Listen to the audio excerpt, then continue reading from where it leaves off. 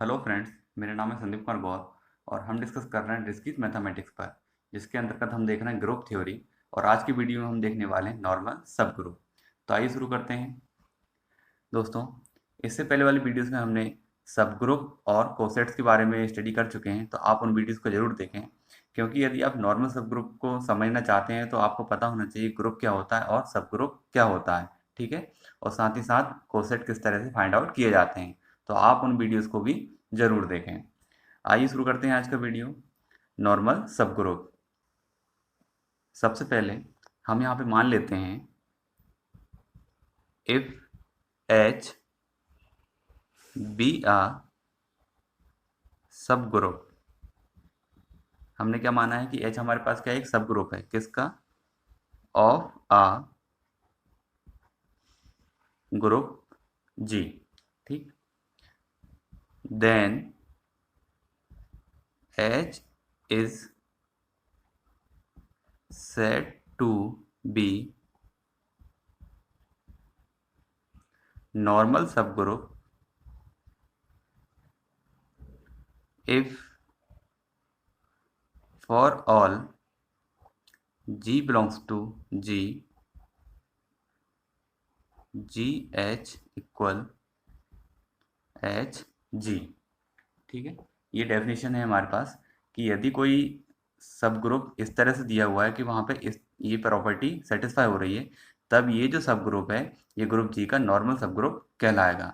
इस प्रॉपर्टी को अगर आप ध्यान से देखें तो हमने सब ग्रुप जब डिस्कस किया था उस समय हमने ये देखा था कि यदि कोई अविलियन ग्रुप है और उसका यदि सब ग्रुप है तो वहाँ पे ये प्रॉपर्टी सेटिस्फाई की जाती है। दैट मीन्स यदि कोई अविलियन ग्रुप है तब उसका जो सब ग्रुप होगा वो नॉर्मल सब ग्रुप भी कहलाएगा।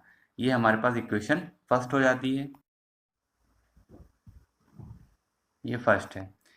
अब यदि हम इसको थोड़ा चेंज करके लिखना चाहें, तब मान लीजिए हम दोनों तरफ यहाँ पे जी इनवर्स ले लेते हैं। तो यहाँ पे हो गया जी एच जी इनवर्स। तब एच जी इस तरफ भी क्या हो जाएगा, जी इनवर्स। अब हम जानते हैं कि यदि किसी एलिमेंट में उसी के इनवर्स के साथ बाइनरी ऑपरेशन परफॉर्म किया जाए तब आइडेंटिटी एलिमेंट मिलता है। तो यहाँ पे क्या हो जाएगा, G H G inverse equal H E. G into या फिर G binary operation G inverse क्या हो जाएगा, आइडेंटिटी एलिमेंट हमको मिल जाएगा। इसको हम क्या ले सकते हैं, जी H G inverse equal H. अब ये हमारे पास है सेकंड कंसेप्ट कि यदि आप इस तरह भी कुछ प्रूफ करते हैं तब भी वो क्या कहलाएगा, नॉर्मल सब ग्रुप कहलाएगा। पहला टर्म ये हो गया G H equal to H G. Second हो गया G H G inverse equal to H. ये भी किसके लिए है, नॉर्मल सब ग्रुप के लिए है। इसको और थोड़ा चेंज करके क्या ले सकते हैं, that is for all H belongs to H G belongs to G. देखिए अब यहाँ पे क्या लिखा हुआ है, G H G inverse equal to H means H तो एच में बिलोंग करेगा ही। दैट मीन्स ये सब भी एच में बिलोंग करेगा। तब हम क्या ले सकते हैं यहाँ पे, G H G inverse belongs to H. ये है हमारे पास थर्ड कंसेप्ट। इसके बेस पर भी आप बता सकते हैं कि कोई सब ग्रुप नॉर्मल सब ग्रुप है या नहीं, यदि वो इस तरह के टर्म को एच में बिलोंग करता है। मीन्स यदि आप एच का एलिमेंट और कैपिटल जी ग्रुप जी का एलिमेंट अगर लेते हैं और इस तरह से सेटिस्फाई करते हैं, और यदि ऐसा हो जाता है तब वह सब ग्रुप नॉर्मल सब ग्रुप कहलाता है। इसको लेकर एक थ्योरम भी बनती है जिसको हम अभी प्रूव करेंगे, लेकिन इससे पहले हम देखते हैं एक एग्जाम्पल। एग्जाम्पल देखते हैं।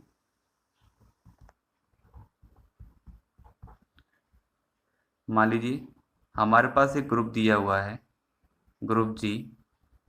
इसमें एलिमेंट है 1 -1 आई -i।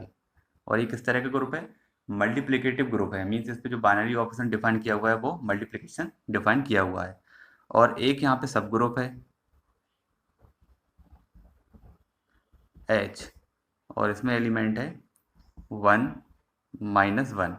ये एग्जांपल दोस्तों हम इसलिए ले रहे हैं क्योंकि इस एग्जांपल को हमने हमारे ग्रुप वाले वीडियो में और सब ग्रुप वाले वीडियो में दोनों में ही डिस्कस किया हुआ है। दैट मीन्स ये हमारा एक ग्रुप भी है और ये सब ग्रुप भी है, इसलिए हम इस एग्जांपल को यहाँ पे ले रहे हैं।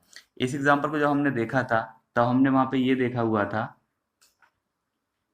कि इसका जो आइडेंटिटी एलिमेंट है वो क्या था, 1। ठीक है, और यदि हम इन्वर्स की बात करें तो 1 का इन्वर्स 1 था, -1 का इन्वर्स -1 था, i का इन्वर्स -i था और -i का इन्वर्स i था। ये आपको ध्यान रखना है। और यदि आपने ग्रुप और सब ग्रुप वाला वीडियो नहीं देखा है तो उन वीडियो को भी ज़रूर देख लें।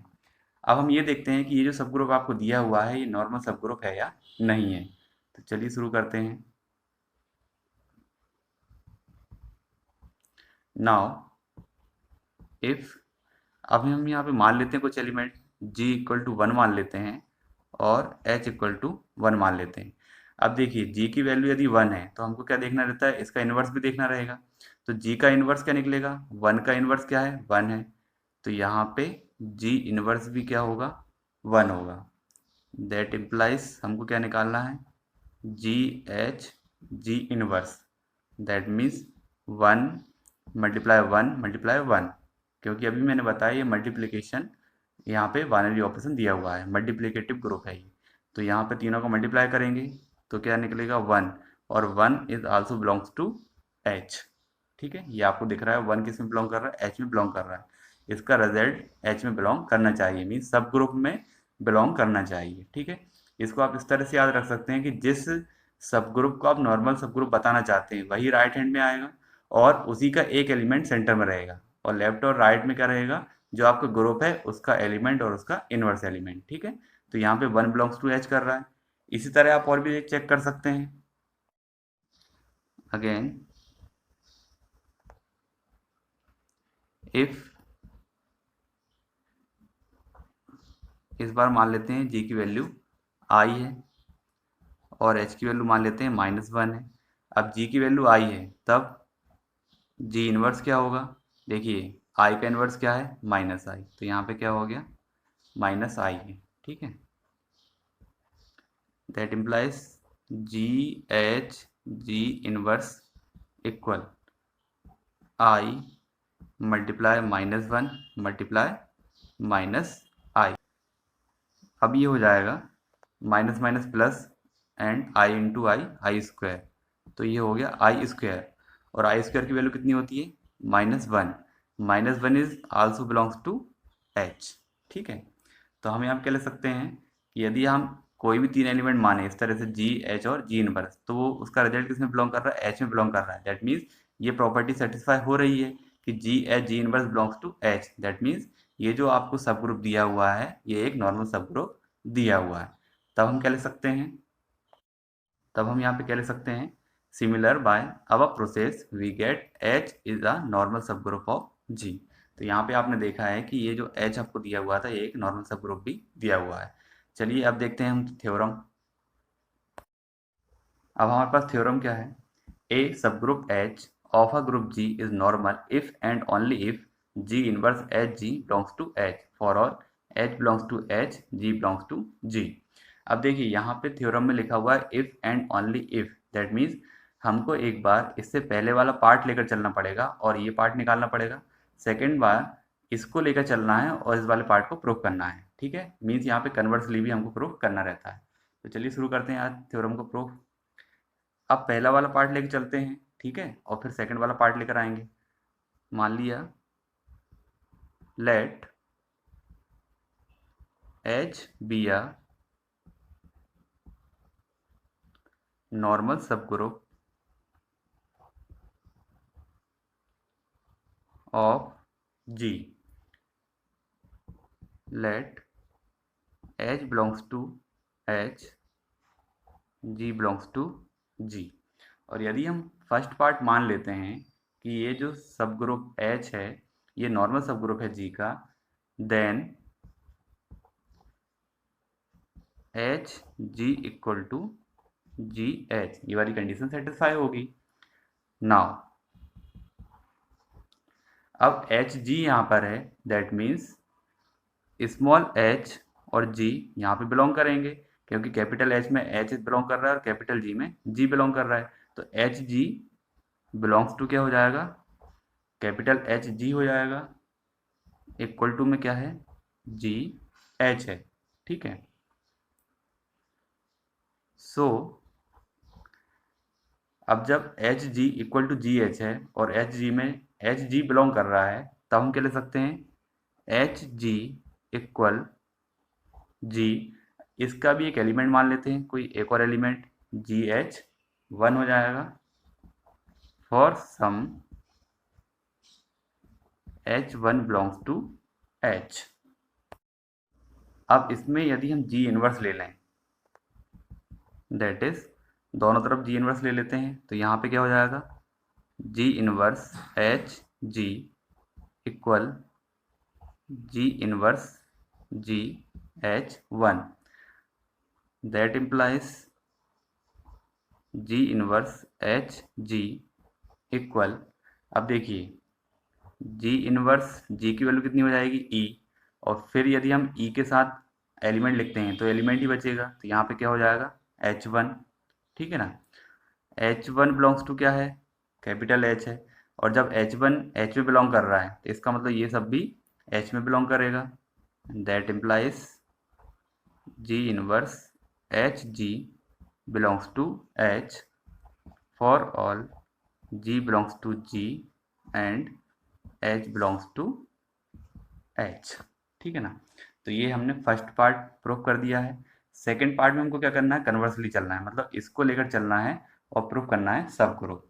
ठीक है, तो देखिए अब अगर यदि हम सेकंड पार्ट देखें, तो सेकंड पार्ट में हमको क्या लेके चलना है, कि हमने मान लिया है कि ये कंडीशन सेटिस्फाई है, तब हमको प्रूव करना पड़ेगा H G equal to G H. That means हमको यहाँ पर इक्वल प्रूव करने के लिए इनको एक दूसरे का सबसेट बताना पड़ेगा। यदि हम इनको एक दूसरे का सबसेट बता देंगे तब इसका मतलब क्या हो जाएगा, ये दोनों इक्वल है। तो चलिए शुरू करते हैं इसका second part.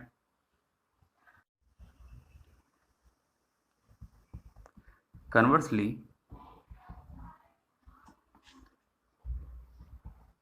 let H be such that G inverse H G belongs to H for all H belongs to H G belongs to G. Consider A belongs to G for any H belongs to H। अब हमने यहाँ पे एक element मान लिया A जो G में belong कर रहा है, तो क्या ले सकते हैं, A inverse H A belongs to H, इस डेफिनेशन से ये लिख सकते हैं। ठीक है, देयरफॉर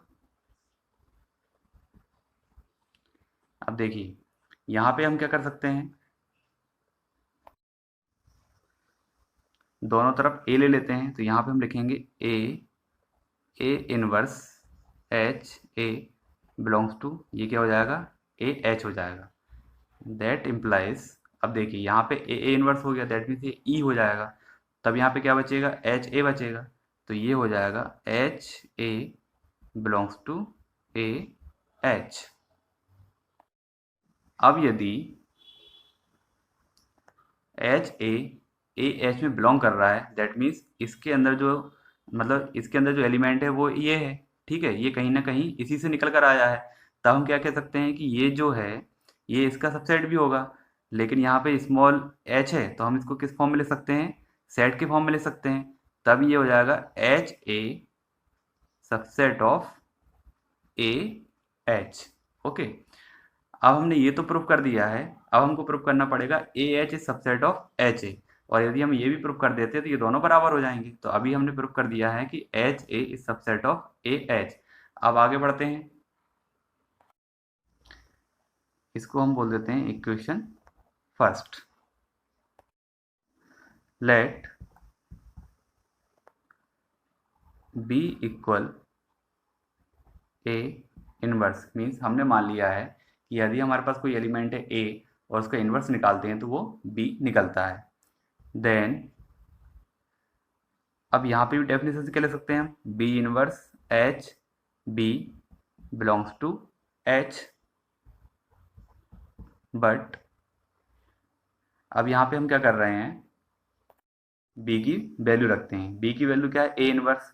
तो यहाँ पे क्या हो गया, यदि हम बात करें B इनवर्स H B के बारे में, तो B की वैल्यू है A इनवर्स, तो ये हो जाएगा A इनवर्स और उसके ऊपर भी इनवर्स, देन H और B की वैल्यू है A इनवर्स। ये वैल्यू कितनी कितनी निकलेगी, A का इनवर्स देन इनवर्स, तो ये हो जाएगा A फिर H और फिर A इनवर्स। ठीक है, that implies A inverse belongs to क्या होगा, H होगा। ठीक है, बाय डेफिनेशन, क्योंकि ये डेफिनेशन तो हम लेके ही चल रहे हैं कि अगर इस तरह की टर्म आती है तो वो H में बिलोंग करेगी। ठीक है, सो दैट अब देखिए यहाँ पर भी हम क्या कर सकते हैं, यदि हम इस तरफ A ले लें, है ना, तो यहाँ पे क्या ले सकते हैं, AH A इनवर्स, और यहाँ पे हमने क्या ले लिया, A ले लिया। तब यहाँ पे भी क्या आएगा, H के बाद A आएगा। और यदि ऐसा होता है तो यहाँ पे बचेगा AH बिलोंग्स टू हो जाएगा HA। फिर इसको जब सेट के फॉर्म में लिखेंगे तो फिर से क्या ले सकते हैं, AH सबसेट ऑफ HA। ये हो जाती है इक्वेशन सेकेंड। ठीक है, from equation 1 and equation 2, equation 1 और इक्वेशन 2 दोनों से हम क्या ले सकते हैं, ये इक्वेशन 1 है और इक्वेशन 2 है। यहाँ पे H एक सबसेट था AH का और यहाँ पे हो गया AH सबसेट HA, मीन्स हमने एक दूसरे को सबसेट बता दिया है। तब हम क्या ले सकते हैं, AH इक्वल टू HA, और यही हमारी नॉर्मल सब ग्रुप की डेफिनेशन थी। तब हम क्या ले सकते हैं, दिस थ्योरम